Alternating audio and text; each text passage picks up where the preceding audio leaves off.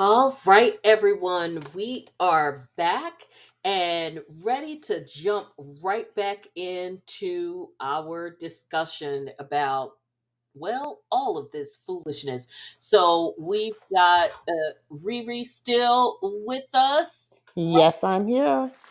Oh, absolutely. So actually, the issue is me. I don't have my headphones plugged in. So, everybody, if I sound a little echoey for the first 30 seconds or so, that is why. Okay. We are plugged back in properly. Thanks for that, Riri, because as soon as I heard you coming out of my computer instead of through my ears, I was like, I am not plugged in. You're Okay. welcome. Yes, yes. Okay. So now we get to the point again. I think right before we went to a break, we were talking about how Meredith is tenuously reconciling her relationship with Jen. This is not to say they're ever going to be besties, because I think there's a certain point where it's not even so much what happened. I mean, that's part of it, but also the fact that there was a gap for such a long time. And I think the fact that the gap festered for such a long time also Hmm. speaks to how close were you really that you would let a gap fester for that long.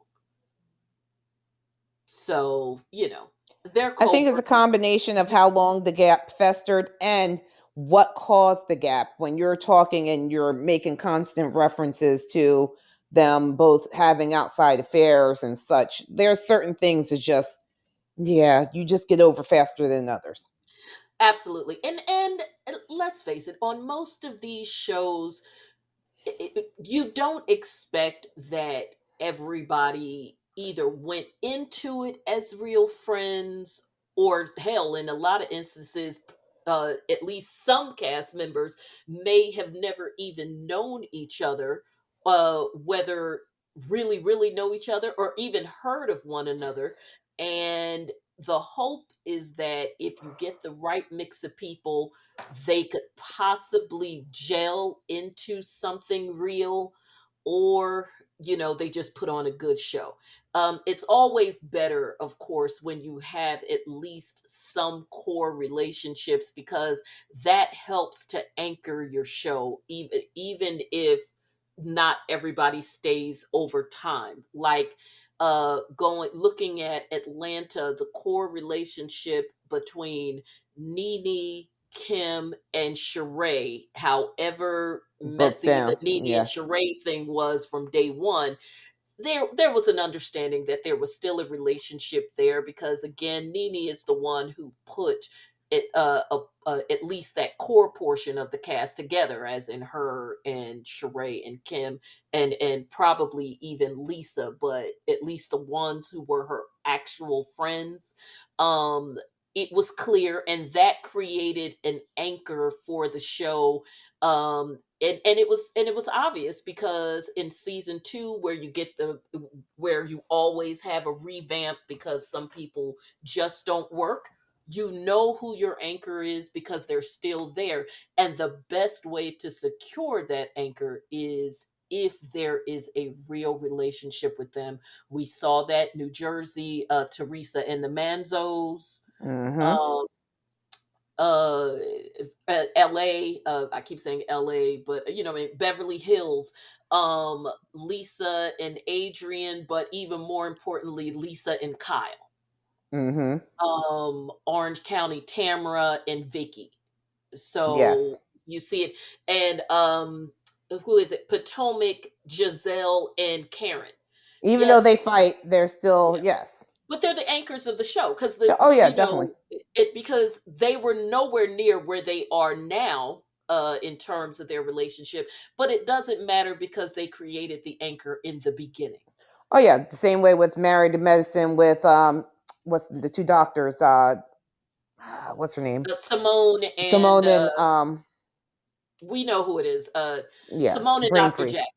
Dr. Jackie, exactly. They were the anchors of the show. They were friends for years leading into the show.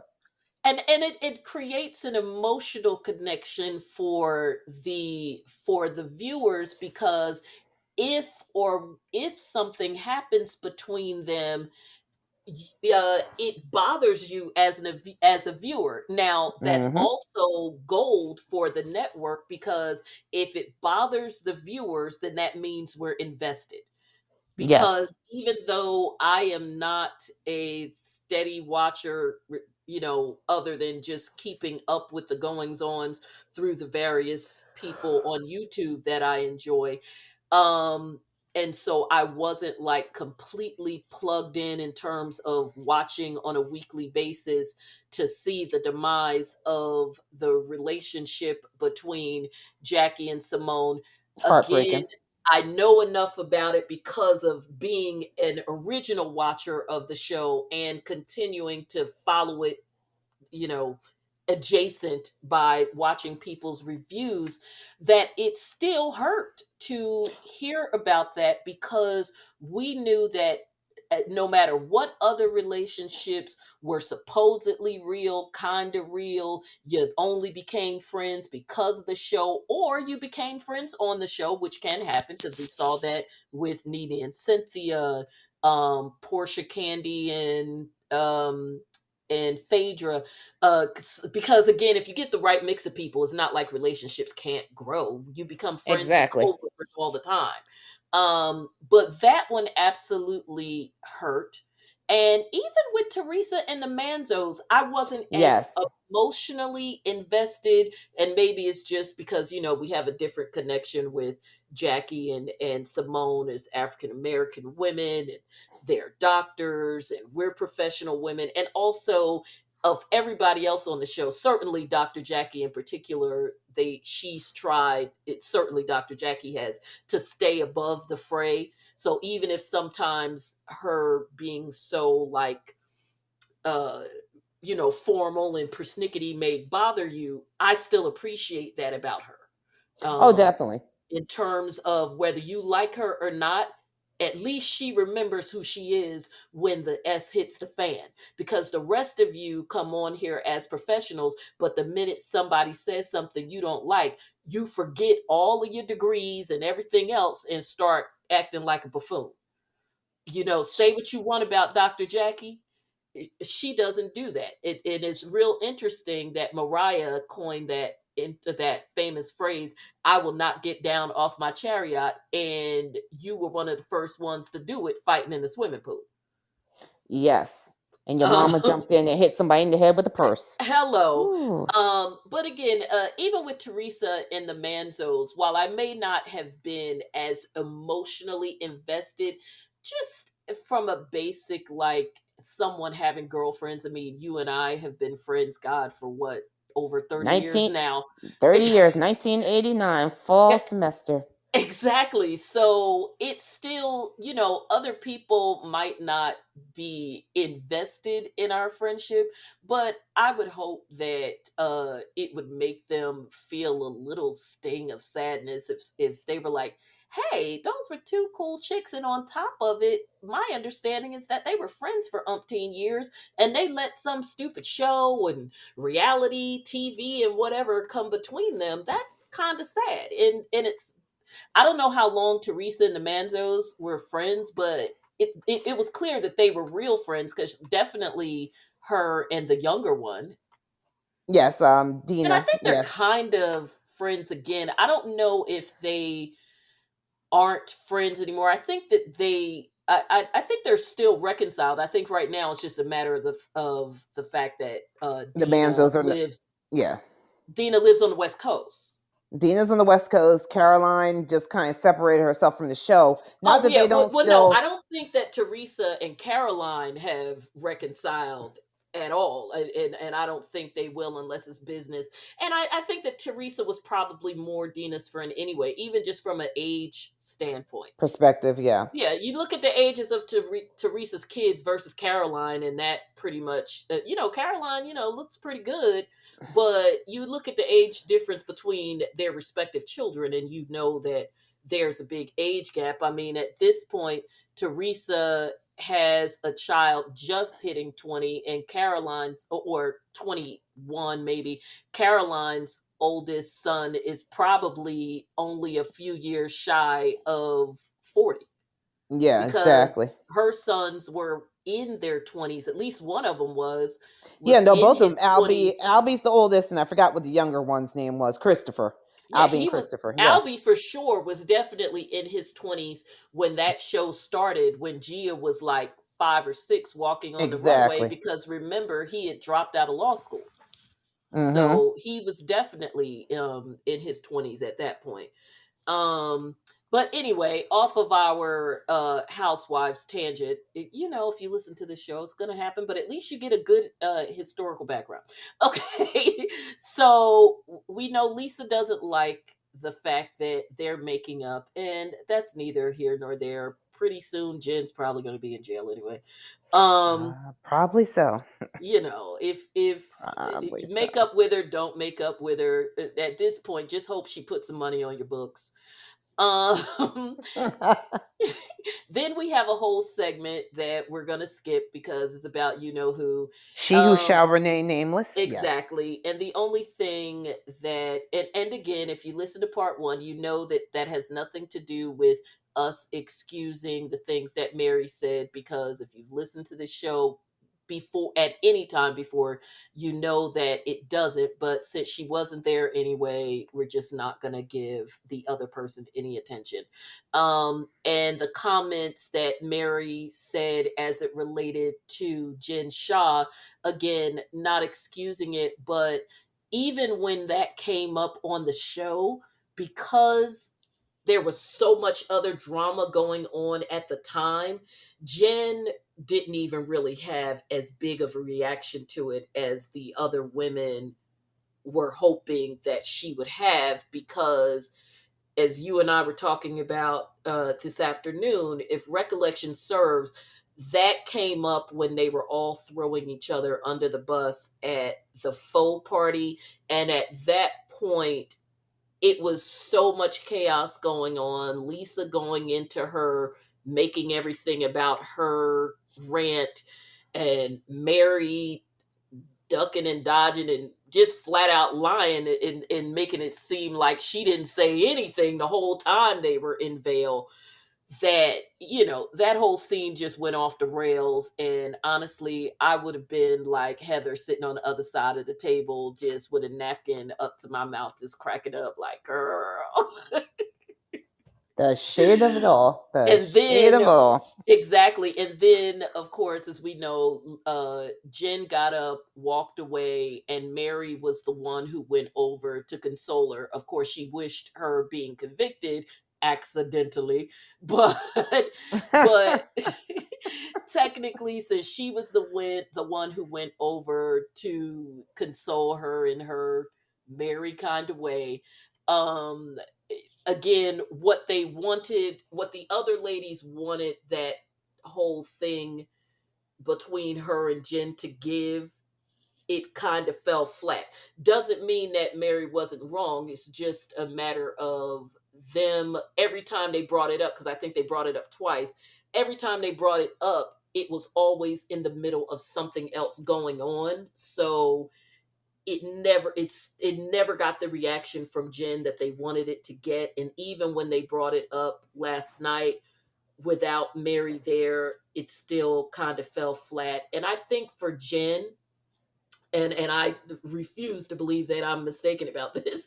I think for Jen, if she can let something go so that they don't talk about her case, she's going to.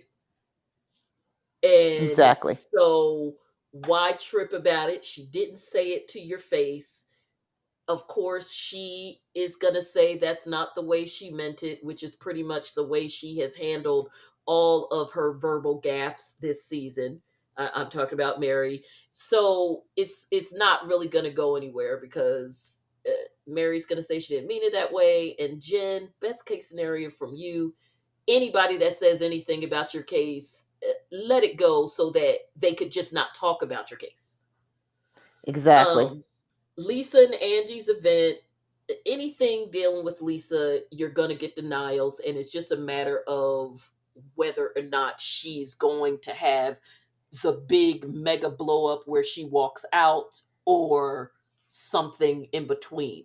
Um, I think this is one of those where, how many different ways do we need to have the evidence shown that in some form or fashion, whether Lisa made the phone call personally, which I think is clear that she didn't, and nobody's claiming that she did, but anyway, whether she made it personally or someone on her team made the call, that Lisa was somehow responsible for attempting to sabotage Angie's event, seemingly for no other reason other than the fact that Angie was not following her directive to stay away from Whitney, who she actually found out she's related to. Exactly. And I don't think that I don't, you know, I don't know how many different ways we can do that. Of course, it's the reunion, so they're going to talk about it. But I mean, like I said, with Lisa, And it's just she's going a, to still continue to deny it. So, yeah. It's, so with Lisa, it's just a matter of how big the tantrum is going to be. But I do like that, the fact that they brought up that whole thing about the inbred polygamous cousins. yes. Well, Heather was speaking up this reunion. I'm liking her so far this reunion Yeah. because she's not backing down. She's not letting Lisa overtalk her and back her down in her talk. I like Well, that. remember Heather, her, she tends to come through at the reunions because this was her last year too. Heather comes in on 100 at the reunions. It's just a matter of whether or not she is whether or not she's in the right or not. But she tends to come in hot at the reunions in terms of her temperament. Because remember, this is what she did last year, because her and Whitney came in tag team in all of them last season. Well, I love their bond, and I pray to God Hmm. nothing ever breaks them up because I do like Oh, the it's fact they're going to. cousins. I It's know we going know it's to. going to happen, but I'm hoping it goes way far down the line because we're actually talking family members.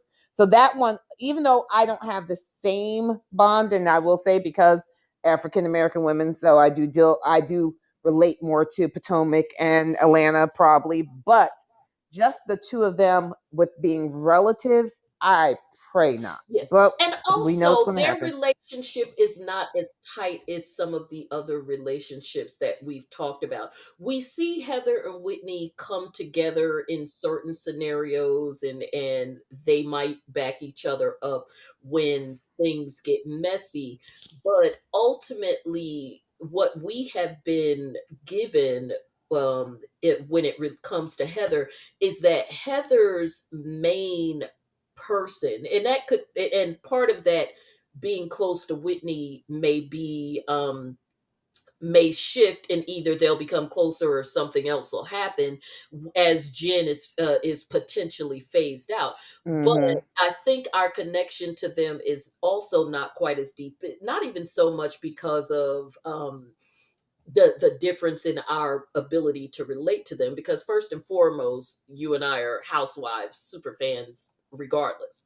But I think it is because Heather's primary relationship is really with Jen, not with Whitney. Um, it's nice to see them, have each other's backs, because if nothing else, they are cousins, but they are not cousin friends the way you and I are cousin friends with, our respective, since they're not on the podcast, we won't say their names, Their but names, but obviously you and I know who we're talking about, where yes, exactly. we're cousins, but we're also godparents to each other's children, that kind of thing. That is not the relationship that these two have. And it's, there's a number of reasons.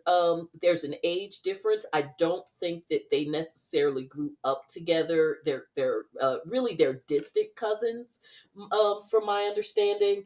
But yeah, I mean, no, but still have each other's back. And if nothing else connects you besides the fact that you're cousins, at least you can say that. especially if somebody's gonna, like Lisa is gonna be grouping you together to try to clown you. And it's kind of, and just as a side note, especially when she says that inbred polygamous cousins thing, I'm glad that we are taking a little detour with that. And everybody out there, listen to this closely because Riri and I talked about this before.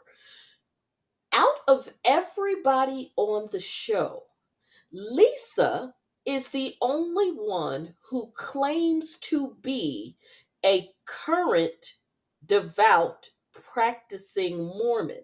So, aside from the fact that she's messy, she also has an alcohol company. She also drinks, because remember they addressed that in season 1. Like, girl, you sell alcohol, you drink, whatever, whatever. And she's like, well, she has an excuse for that. But putting that on the shelf for you, out of this entire group, to be the one person who actually claimed and embraced season 1, because notice it hasn't been mentioned season 2, to be an a current active Mormon, it's mighty interesting that you, out of everybody, is the first one, at least from what they have shown us on the show, to throw an obvious Mormon slur.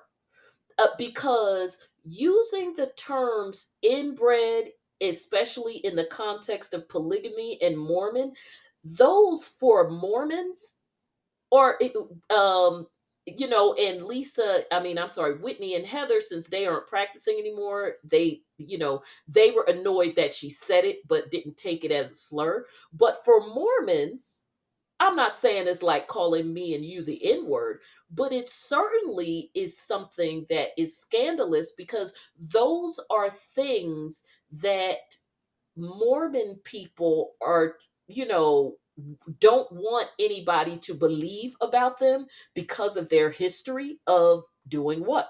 Being polygamist. And of course, the whole thing about this one marrying that one and whatever. So when you say to a Mormon something about being polygamous and inbred, that's a pretty scandalous thing for not only a Mormon to say, but certainly for them to say as an insult to someone else. So I just, so what do you think about that? I mean, am I reaching on that? Because I felt like, I think that's pretty interesting, considering she's the only one who claims to be a Mormon in the group. Well, yeah, it did catch me as odd that Whitney nor Heather took more offense to it, as even though they're no longer practicing Mormons, especially with Heather, the Mormon faith is still in her heart. Oh, She it absolutely still is. That's why lives she into struggles that so much. Mormon. Yes, that's why she struggles so much. So I was surprised of their lack of reaction, And but and it and could also, also have been overshadowed. I'm sorry to cut you off, but oh, just that's really quick, I think part of their reaction, in fairness, could have been overshadowed by the fact that Lisa starts yelling all the time.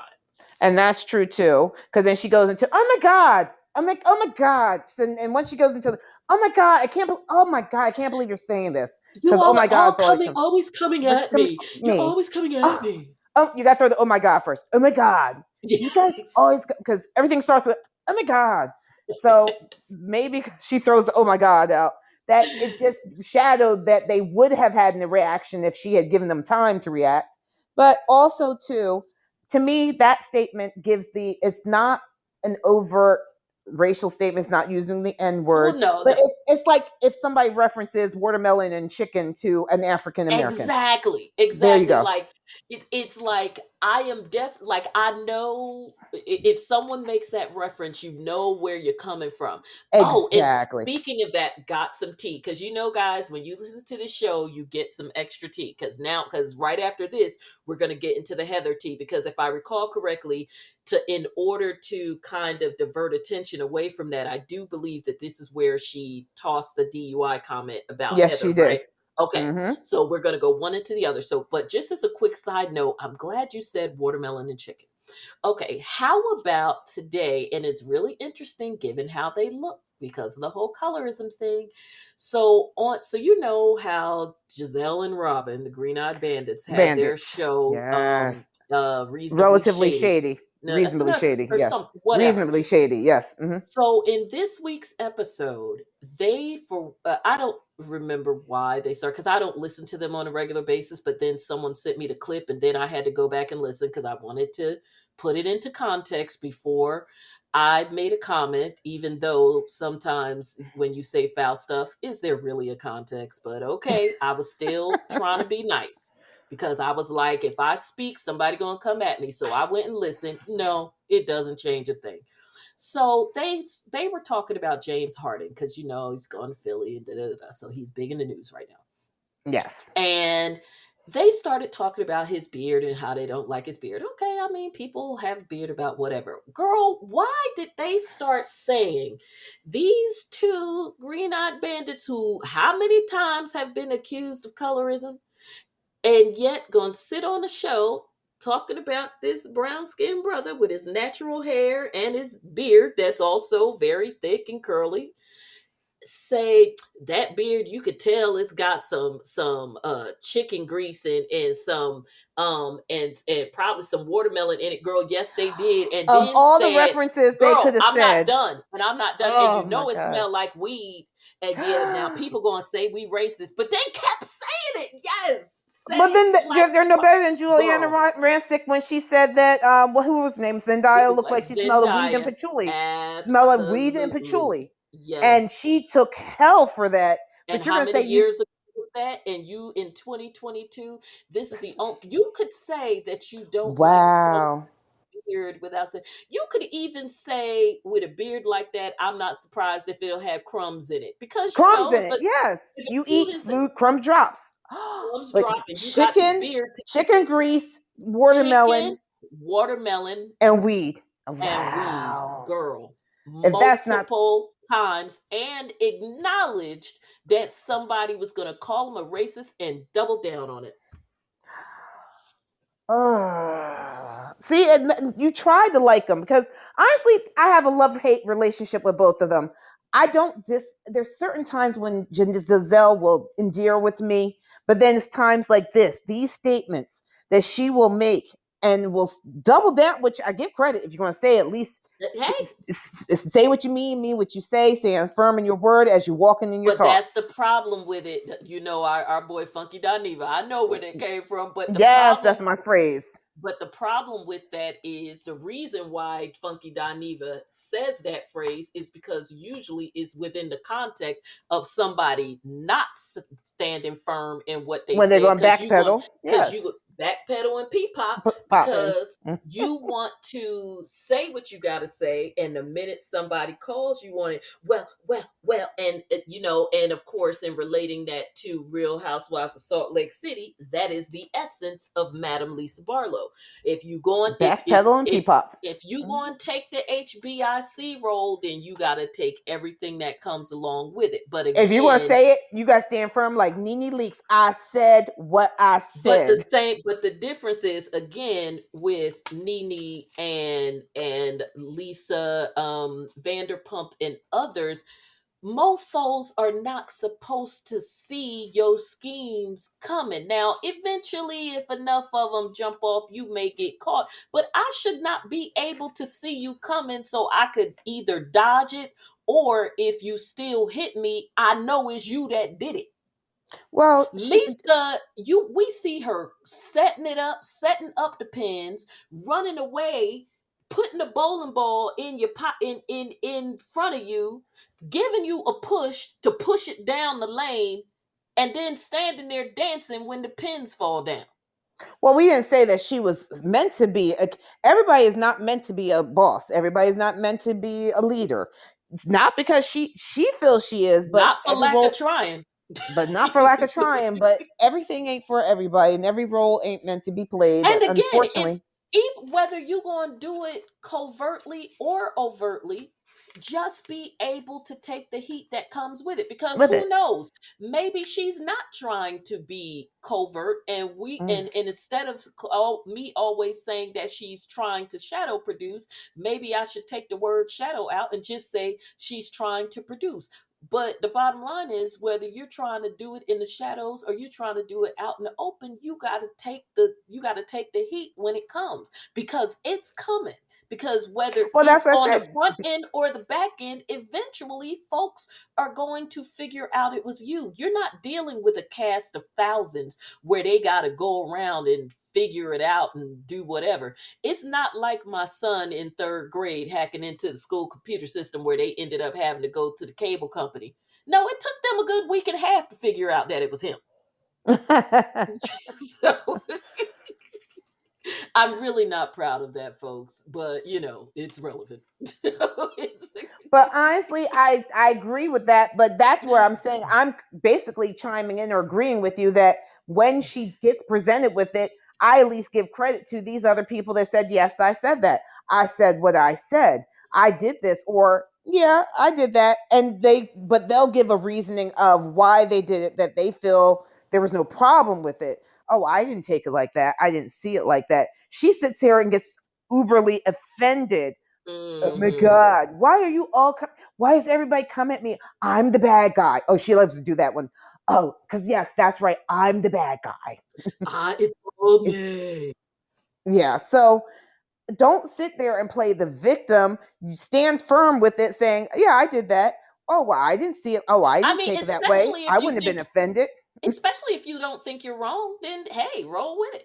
Roll Or with it. if And you just are like, you know what, right or wrong, I am trying to make a good show, because we know that some of them do that too. Certainly that's what Nene does. That's certainly what Lisa Vanderpump does or did. There's several of the Mariah Huck, especially considering that she initially started out as one of the producers on the show. Part of Kenya Moore, she knows what her yes, job is, and if there is anybody that's a prime example of knowing what their job is Kenya Kenya, Moore. because unlike Mm-hmm. some of her other castmates and former castmates like a Nene or a Portia Williams, who are, we have seen evidence that they are basically the same person in real life as they are on the show, if not worse. Kenya, on the other hand, has a completely different reputation in real life than she does as it relates to the show. So it is, if there is nobody else that is walking proof of knowing that they have a job and they come to do it, it's Kenya. Mm-hmm. I will Um, agree. so at any rate, Giselle is a to second. Giselle's a close second, though. Giselle knows her job. She yeah, stir well, a pot too, and she knows she no, stirs a she pot. knows her job, but as far as anybody who would say that there is like a total dichotomy in terms of who the person is on the show Oh versus who yes. they are in real life. It- And I'm not saying that Giselle is the same. I'm saying that we don't have as many people, at least in my personal experience, as well as people I know personally that are close to them, that makes such a strong distinction the way that they do with Kenya. Because we've even seen Candy, like, really double down on the fact that she has to remind herself of who Kenya really is as a friend because of some of the things that happen on the show, and that's really not the person who is always there for her. And Mhm. so, and again, not saying that that isn't the Giselle situation. We just have not seen as much evidence of that as other people who strongly defend Kenya, and like I said, people who I know personally who have been in her company. But and it's not about being a Kenya stan or whatever. As I said, we are speaking on just what people we know have said to us. But at any rate, I think two things that Heather said in when we started really getting deep into this is probably what led to Lisa throwing out what I consider to be a lazy dated read, but something she clearly was holding in her back pocket in case she needed to use it. First was when Heather pretty much taunted her and said, everything that you try to do fake, like pretending that y'all have this and have that, Angie actually has, and we have enjoyed the fruits of that by rolling around in on her actual yacht that she actually owns for her birthday. What, basically, like, meanwhile, you essentially telling Lisa she like them folks outside the club leaning on other people's cars taking Cars. pictures. Yep. And she also said it was a good read, but clearly a rehearsed read. That we know she couldn't wait to say it, but I'll give her 3 out of 5 points for saying it because it was still cute when Heather said Lisa was fake and that she did like her, but she only likes her when she's being authentic, which several people have said to Lisa. But not when she's being someone who read an article in a teen magazine when they were in 8th grade about how to be a mean girl. That was clearly a rehearsed read. It was cute, but clearly rehearsed because Heather's Yes. not a reader.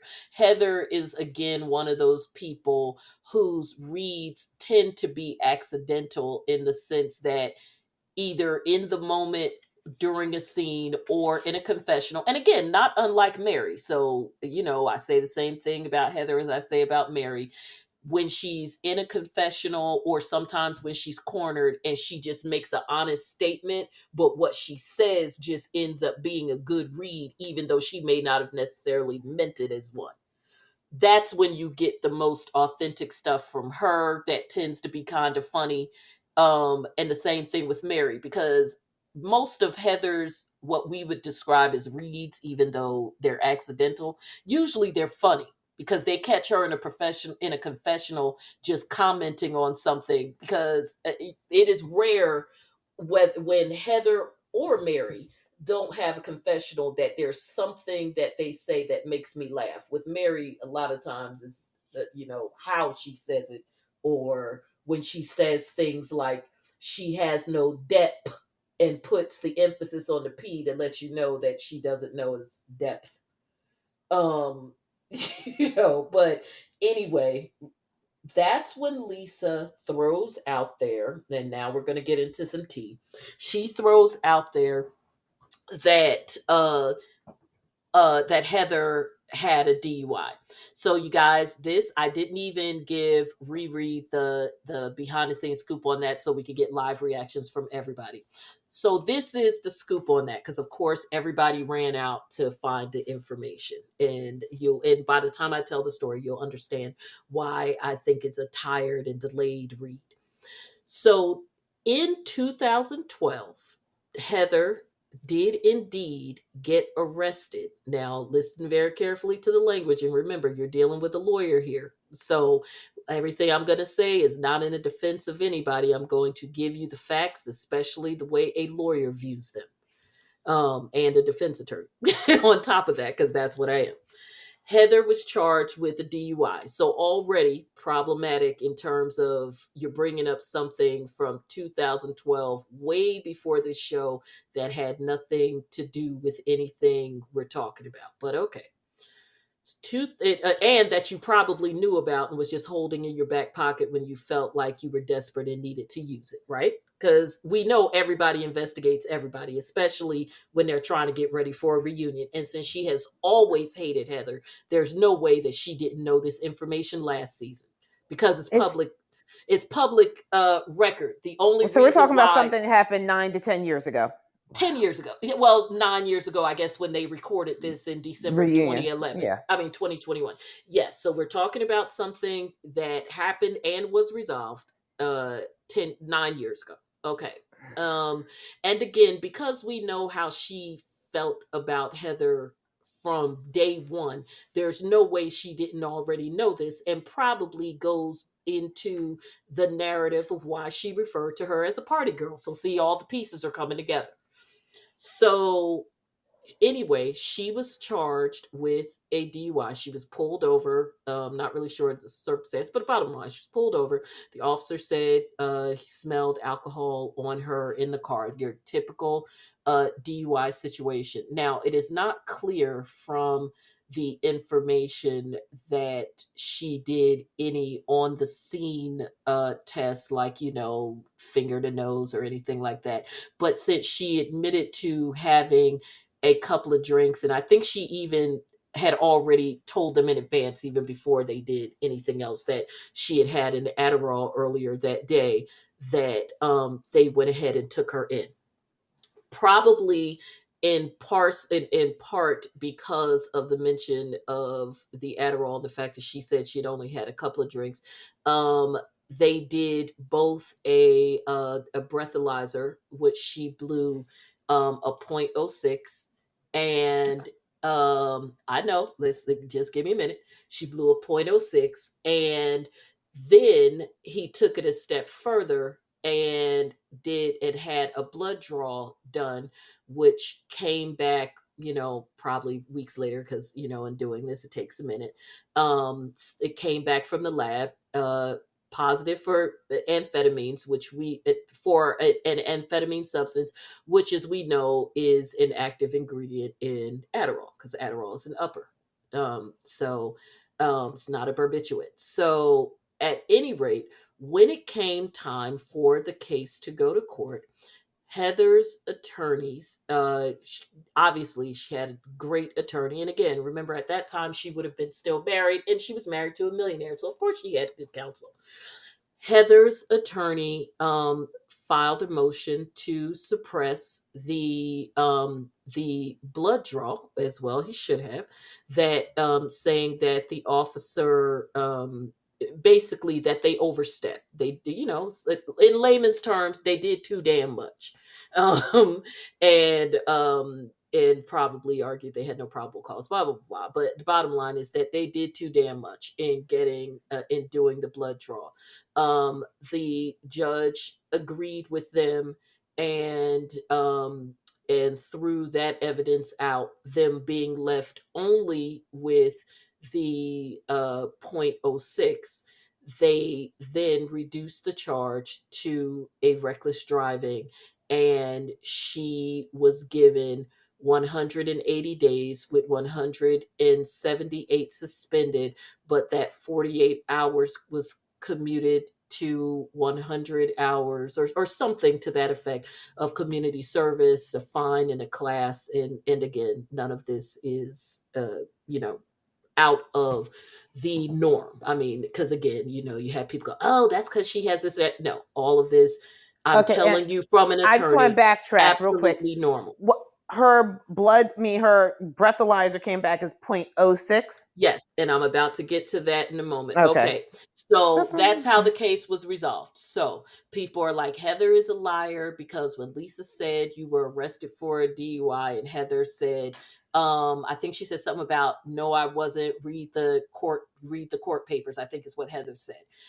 Because of the chaos, I am going to give Heather the benefit of the doubt on this one, in that while she was arrested for it, she was not convicted of it. And for me, if I was arrested for something 12 years ago and I wasn't convicted of for it, and I know that in this moment on this show, you're trying to get a soundbite, and what you really want people to think and believe is that I was basically convicted of being a drunk driver, then I'm going to deny it too. And we'll just have to argue about whether or not we're splitting hairs, because at the end of the day, yes, I was arrested for it, but I wasn't convicted of it. And I'm not going to, in this moment, when we don't have time for me to explain the whole thing, cop to that, because the soundbite takeaway is that even though we said arrest, what is everybody going to think?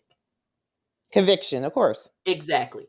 So now, your questions, love your questions, and I'm just going to wrap it up in a neat bow, because we're not going to belabor this. You are absolutely right in getting stuck exactly where you were on that point oh 0.06. In 2012, um the state of Utah was like probably at least 50%, if not a little bit more, of all of the other states in the United States where the legal limit is point oh 0.08, or Mm-hmm. that's the point where that's where you don't want to be, point oh 0.08 or Oh, better. wait. and Yep. and this is coming against, I'm explaining this to you as someone who's probably defended, if conservatively, over 300 DUIs in my career. And again, I'm being conservative with that figure. So, at any rate, and in a state that is very strict and also has a point oh 0.08. So, at any rate, in 2012, Utah's legal limit was point oh 0.08. Now, just as a point of reference, in case anybody tries to claim I don't know what I'm talking about, when you look it up, make sure you look up what was Utah's legal limit in 2012, because in 2018, Utah became the toughest state in the United States by lowering their legal limit to a ridiculous point oh 0.05. Oh my goodness, that's one drink. Exactly. Basically, especially if it has hard alcohol in it. Yeah. But at least in 2012, Utah was like every damn body else, and it was a point oh 0.08, which means if that whole amphetamine situation, let's splice it up, or I'm going to bifurcate it in legal terms and put the amphetamine piece to the side, which I'm going to come back to, but let's just splice that out for a second. If she had been pulled over and they did a point oh 0.08, I mean a point oh 0.06 on her, and she hadn't admitted to taking the Adderall earlier, and then of course him doing the test because of what she said, that charge would have been dropped down from the jump. Either the officer would have never charged her with a DUI in the first place, or, as often happens with many overzealous officers that I've dealt with, they would have charged her with a DUI knowing that it was going to be reduced to what we call a wet reckless, which is, it is a reckless driving because obviously there was some driving behavior that you were exhibiting that made me pull you over in the first place. And it may be due to the fact that you did have some alcohol in your system, even though it wasn't enough to make you legally drunk. That being said, that charge was going to be reduced anyway. The only thing that held things up is the fact that, because of what she said, being honest, because like most criminal defendants, they don't know when to shut the hell up, and she gave unnecessary information. Because obviously, if I say I smell alcohol, if you choose to tell me that you drink, that's the only thing you need to be telling me, not what else you did the day before, the day of, whatever, whatever. Because as we know, if you do a blood draw, you could also see that I had weed in my system, but I also could have smoked that weed 2 or 3 days ago. All of that put on the shelf. That charge was going to be reduced anyway. Why? Because it was a simple wet reckless. And I am in no way uh advocating drinking while driving or whatever. I'm just giving you the legal standards. So, did Heather Gay get convicted of a DUI? Was she charged with one? Yes. Should she have been? Probably not. Was she convicted of one? No. The whole thing about the Adderall and that piece getting thrown out, good lawyering, did their job. That's exactly what should have happened under the circumstances. And her punishment is exactly what typically happens in a standard situation. Most counties have a standard situation in what they do. Even in Virginia, a first offense DUI under the most simplest of circumstances, point oh 0.08, you still lose your license. You have to have, now, because they made things harder, you have to have a gosh, it's late at night, guys, so my brain is just gone. But anyway, you have to have the apparatus put on your steering wheel that you have to blow to get in. You've got to go to the class. You have a fine. your license is suspended, so and there's condition only certain conditions upon which you could have in order to have a restricted license for going back and forth to work, back and forth to childcare, etc. And even if you have that restricted license, you still have to have the apparatus in your car in order to blow in it to drive. And all of that is just on a first offense. And you don't go to jail, but you have time hanging over your head. So I say that all to say that these offenses, depending on what county you're in, not even the state, but every county has their own sort of custom, if you will, for how the charges are going to be dealt with, and not just DUIs, any charges. That's why, as an attorney, especially one like myself who practices in several different counties, I've got to kind of know the lay of the land in terms of what the different prosecutors in different counties do under certain circumstances, even for the most basic and standard of charges, because it's really a matter of local custom and preference. The end. There's Heather Gay is not the big bombshell that everybody is going to try to make it for clickbait, because I've already seen that happening all over YouTube and everywhere else for the day. There you go, from somebody who has nothing invested and, unlike all these other people, has an actual legal background. Boom. Boom. So, any Boom. questions? But you No had a question. great one. I was like, I knew you were sitting on the edge of your seat, like, what the point oh six? I'm like, give me a second. Yep. Because, well, again, without telling too much of myself, I'm familiar with laws Yeah, and as such with absolutely. what I do professionally. So I was like, Exactly. wait a minute. Exactly. I knew it was killing you. I'm like, why was there once you said .06 Yeah. case done? That's what I'm thinking. Like, where Yeah, did it, why? it really was because But she she gave too much. basically She she gave too did too much. much, where she gave too much. And again, this happens all the time. When This people is get what nervous and start running their mouth, they don't know how to shut up. Well, Just be this is quiet. what makes people like myself's jobs harder. Because and it's one of the first things I'll ask my client, did you say anything? No, no, Miss Scott, I didn't say a word. And lo and behold, as soon as I get that darn police report, or heaven forbid the video, and I'm just like, for Shaking your real, head. for real. I mean, how many times do I have to tell y'all about the client that I had that swore she didn't understand why her landlord was at the courthouse testifying on behalf of the prosecution in her case involving the laundromat she used to work at? When I'm like, does the man own the laundromat? Like, why would he even be in your business? Well, because the heifer paid her rent in quarters. Yes, that really did happen. Mm. Yeah. See, you don't remember that because that was like literally one of my first cases way back when I was a public defender. So we're talking like almost 20 years ago. But yeah.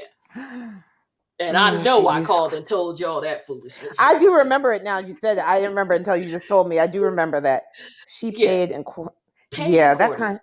that kind of the reason why. Real life is way better and far more foolish than fiction, folks. I mean, when you watch those world dumbest criminal shows, those are my people. Everybody Hey, has their people. Those are my people. everybody deserves a right to representation, but some of I, them you shake your that's why head. I do what That's I all I'm gonna do, say. and I firmly believe in it. Those are my people. So, but anyway, last two quick things, because again, by the time it went off, we were pretty much into season two's unmasking of Lisa Barlow, and we know that that's going to continue because we really haven't even gotten into where we all want to see this go, because Exactly. which is the whole situation Hot between mic. her and the hot mic moment, because Hot mic. compared to literally everything else that happened, other than the whole like veil thing, I mean, there's still some good stuff for them to get into, Well, they but mentioned the hot mic, but they didn't focus on it because yeah. Andy's not ready to go Well, there yeah, yet. because we know that they're going to give that like a whole like thing, They're going to start and it they next. should. They're going to start Mm, it in part 2, but they're not going to. They're going to drop enough of a bomb, but they're going to yes, stretch it because part 3. That's going to be the crux of part 3. It's going to be exactly, like it's going because to be they're like Atlanta when Candy was like, Phaedra, you're the one that told her that? The lies, the lies. And then part Exactly. And three. we know part three either a sort of a break in the action in part two or the very beginning of part three, we're gonna get the husbands. And of course we know the Yes. husbands are gonna be there because of that teaser. They keep showing of Coach Shah, which we know isn't gonna go anywhere because again, his wife is charged criminally and Yeah. he certainly can't say anything because if he says that he has questions, then he looking at a subpoena. So and I mean, yes, there's spousal privilege or whatever, but I won't waste you all's time on that. The bottom line is He ain't gonna say he's anything. not going to say anything because Yeah, I agree. even if he does is no different than it would be no different than Jen saying, well, my attorney told me this or my attorney told me that, because then he would be breaking spousal privilege by sitting on national television talking about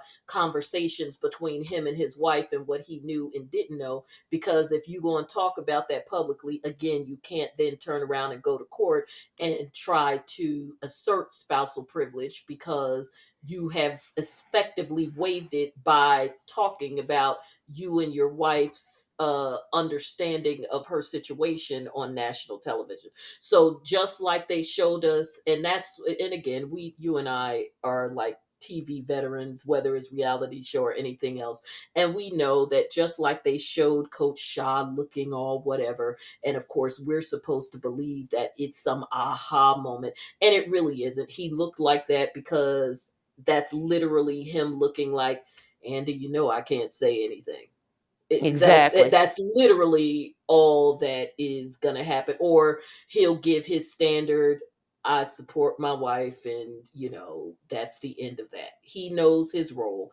And we again have to remember that, like Meredith, by the way, a lot of people don't know, who is a former attorney, Coach Shah is a former attorney as well. So which is interesting, especially under the circumstances, especially interesting that they do not mention that. And even more interesting that he, of all people, would allow her to do this show, because he knows just as well as her lawyers do that it is not a good idea. But that goes to a monetary issue. This is Yep. her I think that Jen doing this show is twofold. One, definitely arrogance, because you could still do the show and not run your mouth as much as you do. Or and two, money, because filming for the show was literally almost over by the time the Jen situation happened. The Jen situation happened the third week in March. They ended filming around the first or second week in May. And we know that because Cameron died in June and is never addressed on the show because they had already stopped filming when he died. Wait, The Cameron who? Who's Cameron, Cameron? the guy with the whole situation with Mary, the three Oh, hundred I didn't thousand know he dollars passed interest. away. Oh, girl, you missed the episode that. See, that was one of the episodes that you didn't do with me and Missy. Yes, because me and Missy dove into doing some research to Oh see my how goodness. he died. Yes, Well, how did Cameron, he die? apparently we're assuming that it was a recurrence of a brain cancer or something along that. Oh He my he had God. an illness, and it wasn't new. Like, apparently he had been sick before, so it was pretty easy to sort of put two and two together. But because we looked up, like, his obituary and everything like that. And of course, sometimes people will say how a person passed because they want you to donate to the cause or whatever, and sometimes they won't. They didn't, but pretty much what we were able to put together from Missy and I's own research, as well as just other other sources I follow and stuff, because we knew that he had been dealing with a long-standing illness off and on. And the fact that, I mean, Cameron's a pretty young guy. He's actually younger than all of these women except for Whitney.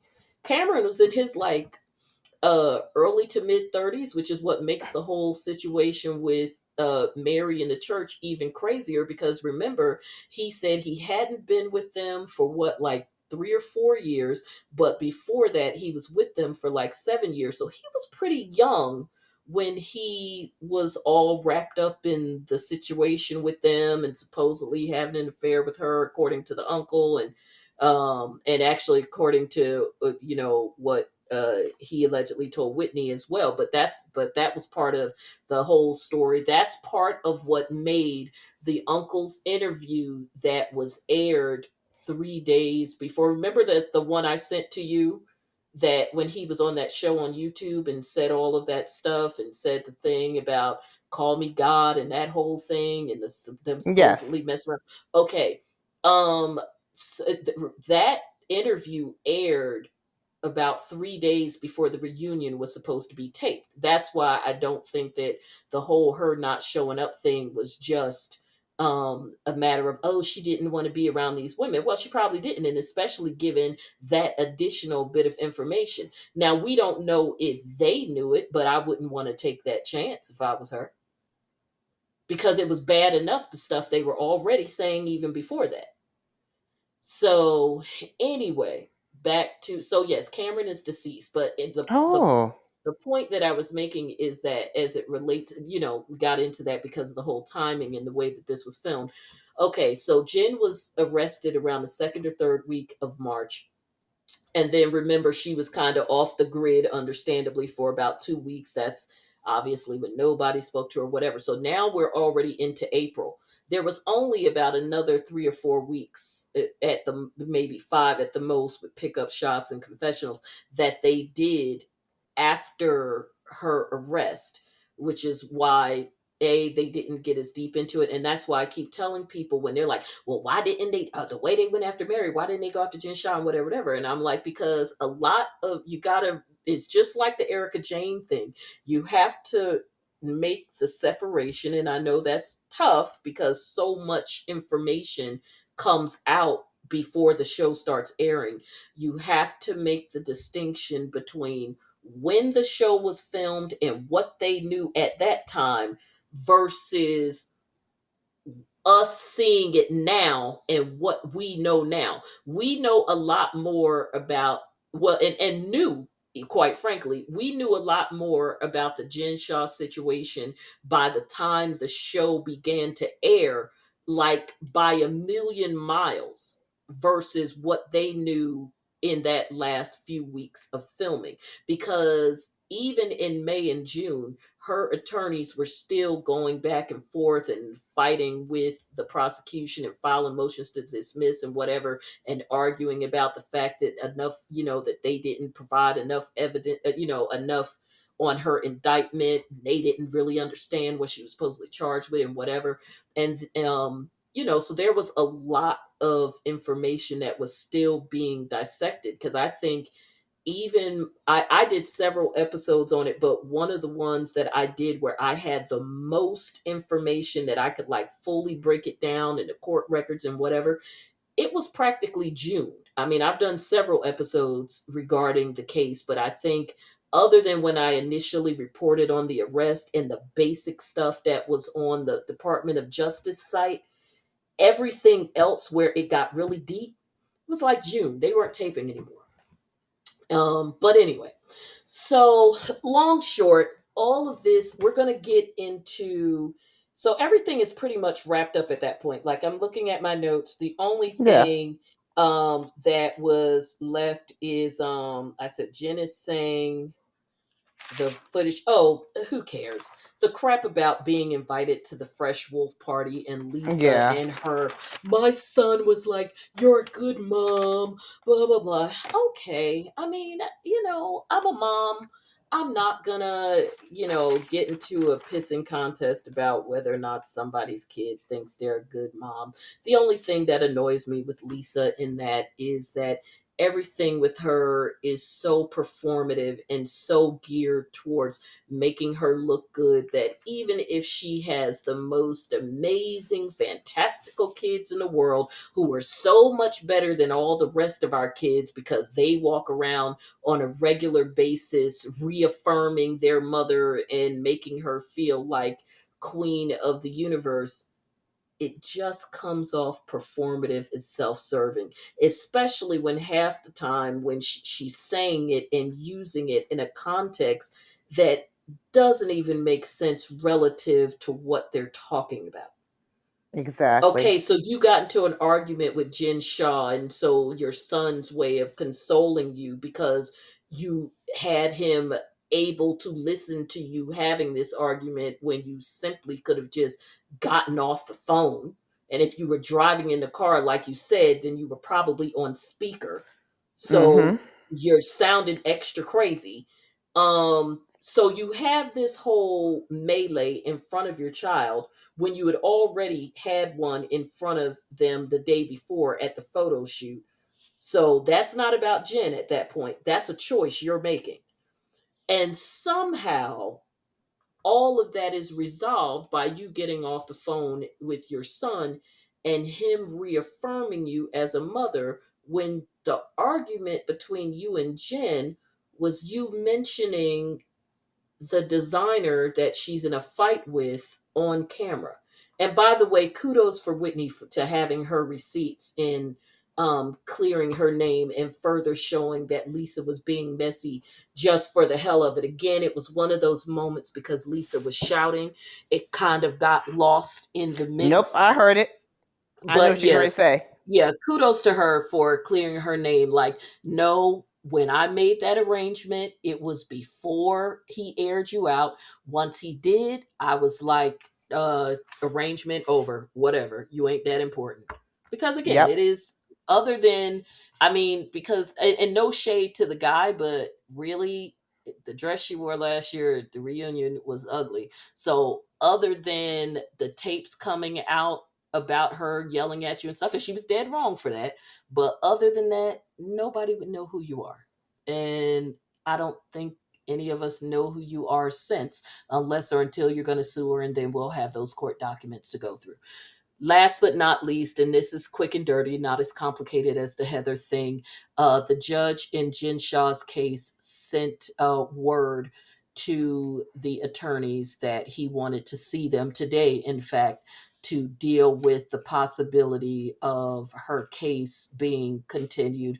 No fault of any other parties, simple court administration, and not even so much to say I am going to continue her case, but to address the fact. And Jen Shaw's attorney had originally asked about this in January to address the fact that there were two other trials scheduled right around the same time, and essentially the information from the judge was that these other two matters have to have to go uh, be started and completed. So sounds like if they're criminal cases, maybe there's some speedy trial issues or something, Mhm. and that in the event that it runs into her court date, then obviously hers is going to be moved, and if it is, it'll be sometime in the second quarter. But of course, as we know, second quarter would only mean that instead of it happening on March 21st or 22nd, I forget which day it's supposed to start, I think March 22nd,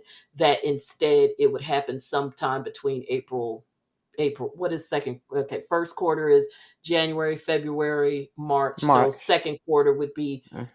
April, April, May, and May, June. June. So it wouldn't even be a long continuance. It's not like when the case was continued last August when they continued the October date all the way to now. So it has nothing to do with any it has nothing to do with her really at all. Is a court administration issue. But what does have something to do with her, because we haven't talked Jen Shah or Housewives in a few weeks, is that the last remaining defendant in this whole scheme did take a plea. So at this point now, every single other person of the group of 11 has taken a plea and is available to be state's evidence if need be, as it relates to this case, which means, you know, layman's terms, if need be, all guns pointed at Jen Shah by the mofos that she allegedly did this with. She is officially a woman on her own. And let's not forget, as I think I did explain to you before, the two additional charges against Stewart, which is what bumped up his possibility to 65 years instead of just 50 like hers, is because he also pled to two additional charges of perjury related to allegedly lying for her.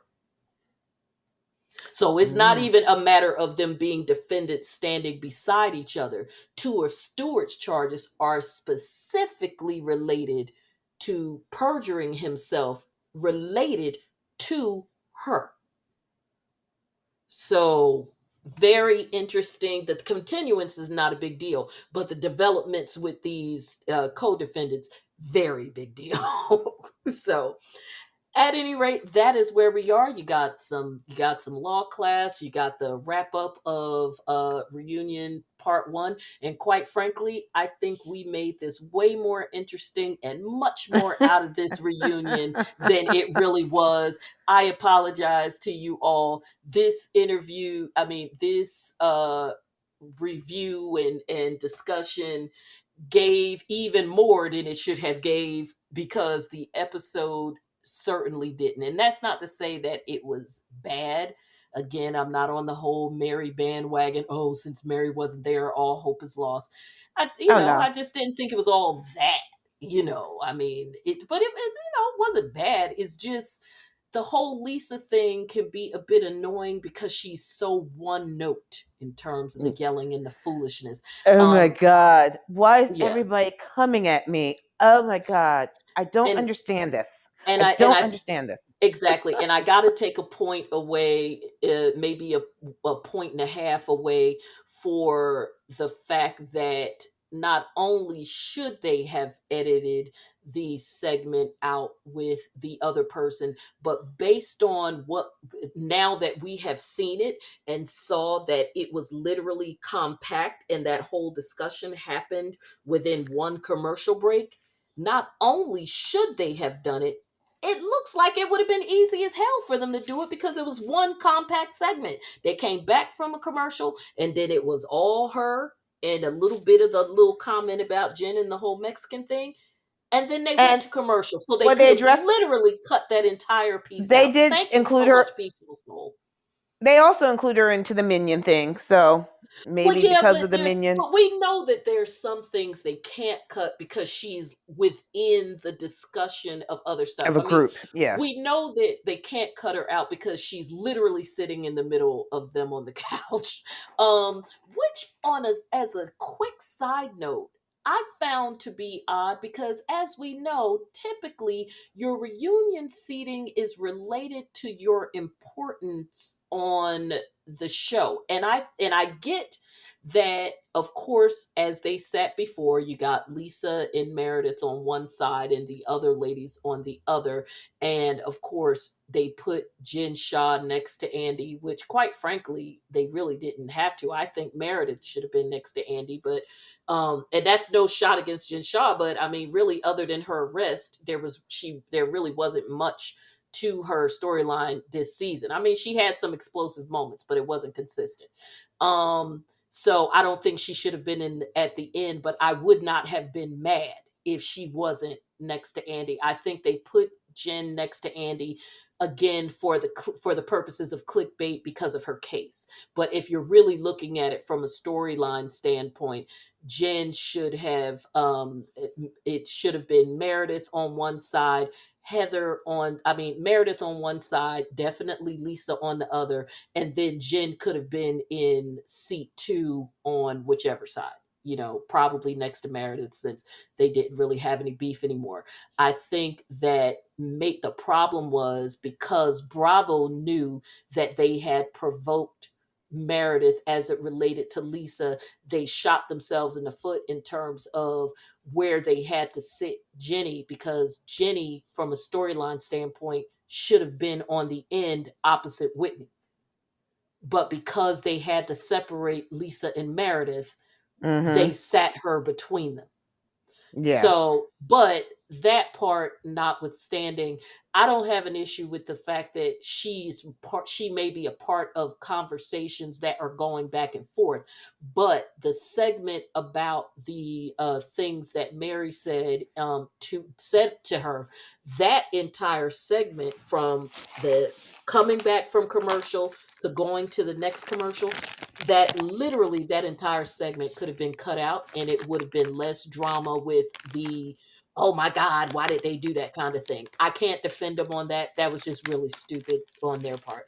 It was almost like they gave us that disclaimer at the beginning to pacify the audience about the fact that they didn't recut the episode, as opposed to Yep. giving that explanation at the beginning and saying, this is why we recut the episode. So if it seems choppy, this is why. That is But what are that explanation should have told but us. are you surprised when it comes to I Bravo am and not Andy? surprised at With all Bravo because, and Andy. Let's not say not well, no, Andy, but yeah, and I'm not surprised too because let's face it, it's still people watching and being angry, and the controversy is still people watching. yep. So and that's really, that's the business. But at any rate, I still think it could have been two, so you're gonna lose points for that. So on our 5 point scale, I gotta give them a 3 because they're gonna lose.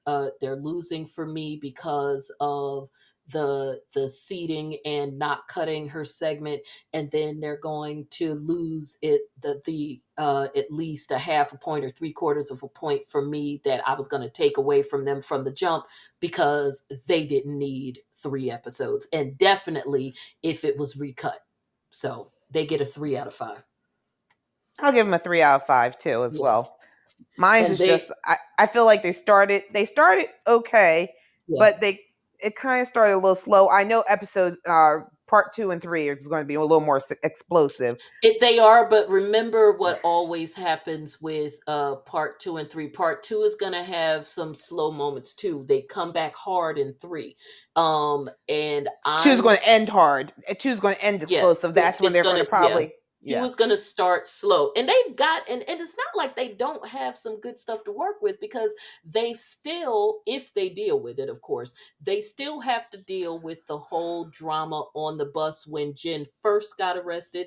Then they got to Mm-hmm. deal with the Jen and Lisa basically Second on coming the to second Sprinter physical van. fight. Yes. They need to deal with Vale, because that wasn't just about the stuff that Mary said, because Mary only said a few things at the table. Meredith showed her entire ass the entire time in Vale, from being in the bathtub to acting unbothered when she got the news and staying in the bathtub, to all the stuff she said at the table and the jury robbery and whatever. So while we're team Meredith as it relates to the Lisa stuff, Meredith definitely showed her behind in Vale. Now she's being all peace and love and stuff to Jen right now, but whatever you had going on with your family didn't have nothing to do with you acting straight out in Vale. And I'm not mad at it, because it made for a fun episode, a And made for fun a very side. good TV. Yeah, No, and it made for a fun side of her, because to me that was the first other side of Meredith. I know people like Meredith, and I'm not hating on her. She still is kind of one note to me, but we definitely got to see a whole other side of her. And if Meredith is going to get me on the side of saying, you know what, I kind of like her, that's the kind of episode that does it for me, because she wasn't ghetto. She wasn't clowning, but no. she let you know she had some clown in her, but in a good way. In that, if she was classy based clowning, to again She to was go with our classy boy, based. go She with was our boy unbothered, Funky. and the unbothered was made it more fun because it was like she would just throw off like a little. It wasn't little sly, shady stuff, but she was just throw a statement out. But it It wasn't was like the tub it. for me, because It I was wasn't like, vindictive. It wasn't. It was just like, oh well, I guess when things happen like this, it just happens. Mm. yeah, and it was the tub. I mean, come on. Well, just yeah, the tub itself. Mary talking to her in the tub. I'm like, this just a scene in itself. But okay, but she was just Exactly. very like once the information came to her, it was just like okay, and I'm still enjoying my bath. Exactly. So And that I'm was still that was enjoying my definitely bath. funny. Meanwhile, that water was probably ice cold because we know Oh, that it they're had to be filming. as long as she was in that tub, unless she kept running hot water every 10 minutes and we missed it. Because remember, she was still in the tub when the other ladies got there. Yeah. Yeah, that was hilarious. But anyway, so they have a lot of stuff to deal with. It's just a Yes. matter of how they deal with. I think some wasted opportunities, and it's just all a matter of how they put it together. But again, Plus, Bravo likes to stretch it out too. So, they want the content yeah. because So the three parts. none of the other Sunday night housewives are ready to go. We're not going to get Potomac, of course, until late summer. They have released a date for Atlanta. I can't remember what it is, but it's definitely not going to. What I suspect is going to happen is the end of Candy's show will be the beginning of Atlanta because Atlanta's taping has officially ended. It ended this weekend with, interestingly enough, a charade fashion show. And there actually was Some fashions this time. fashions. Oh well, at Yes, least Dwight can't say how dreadful anymore. How dreadful! Charade A has fashion show with finally, fashions. well, her joggers. I don't, so, Well, how um, long did it take her for the joggers? But God bless her, she put something on the runway. I'm okay with exactly. that. So anybody who wants to see it, a lot of the ladies posted a bunch of video on Oh, okay, I'm gonna have to. yeah, especially Candy because she's really good about posting a lot of Candy stuff. supports everybody. She does. Yeah, apparently it seems like all of them were there except maybe at least one castmate wasn't there. I want to say it was Candy, Kenya, and Drew. maybe Drew, I think. Okay. So then they were Um missing. What's her name? The came Sonia Marlo and and Sonia. so they definitely didn't say her. Okay, Now so Sonia was the that other. would have stood Okay, out to me. Definitely Candy, and it was either or Kenya or Sonia. Okay. Marlo. One of them was there and one of them wasn't. But Okay. definitely Candy and Drew for sure because they Mm. can't both Candy and Drew put stuff on their Instagram. Okay. And also it stood out because Candy again was supporting people when she was giving the shout out to Sheree. She also was like, and everybody don't forget Drew just had her movie on Lifetime, so Drew was definitely there. So but anyway, y'all, we are going to go. Everybody, thank you so much. Remember, you can support the show with Cash App and Venmo. That information is in our info box, as well as all the ways that you can contact me, follow me, and go to the FNDD and get in on our daily fun. Although today I was neglectful and didn't put up any tea, but I will double down on some tea tomorrow, especially because we've got Married at First Sight Wednesday, and and Yes. of course, if you have iTunes, please go on there, leave us a review, 5 stars. Make sure you subscribe everywhere where you listen to podcasts so that we can continue to climb those charts. You all have been blessing me so much on iTunes. I had no idea the number of reviews that we had on there, and one week we even peaked at 178 out of the gazillion podcasts on iTunes. And I know that may sound like much, but if you all don't sound like much, but if you all knew how many podcasts existed in the world, that is like unbelievable for little old me. So thank you all, and continue to just enjoy what we do because I'm going to continue to bring it with you. Coming up, as promised, the Tinder Swindler and Anna Delvey. We're going to talk about where privilege, money, and the proximity to it all collides, and it doesn't work out well for pretty much people like you and me. Both of them are fine. So we're going to talk about that. And thank you very much, Riri. I hope you're going to be on that show as well. She's catching Yes. up on the show. She's watching Tinder Swindler now.